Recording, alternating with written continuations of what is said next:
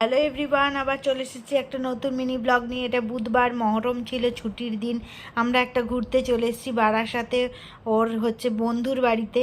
সেখানেই আমরা বাড়ি থেকে বেরোনোর সময় দেখালাম, তারপর গাড়ি করে বেরিয়ে পড়েছি। মিষ্টি নিয়েছিলাম, নিয়ে ওদের বাড়িতে পৌঁছে গিয়েছি। ওই 11:30 12টা নাগাদ পৌঁছে গিয়েছি। আমরা গাড়ি থেকে নেমে দেখাচ্ছিলাম আমাদের সবাইকে। তারপর দেখো ওদের বাড়িতে ঢুকে গেছি।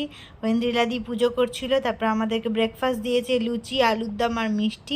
ওইগুলোই খেয়ে নিচ্ছিলাম। তারপর চা করে দিয়েছিল, চা খেয়ে নিলাম।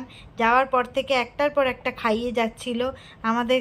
ওদের খাবার খেয়ে মোটামুটি পেট ওষ্ঠাগত হয়ে গেছে। আর দেখো ভাতেরও আইটেম কত রকমের ছিল। মাছের মাথা দিয়ে ডাল, মাছের ঝাল, মাংস, চাটনি, ভাজা, অনেক পটল, দই পটল, অনেক কিছু। ওরা খাওয়ার পরে আমরা তিনজন বসে গেছিলাম। এইভাবে আজকে দিনটা শেষ করলাম। Tata, bye bye.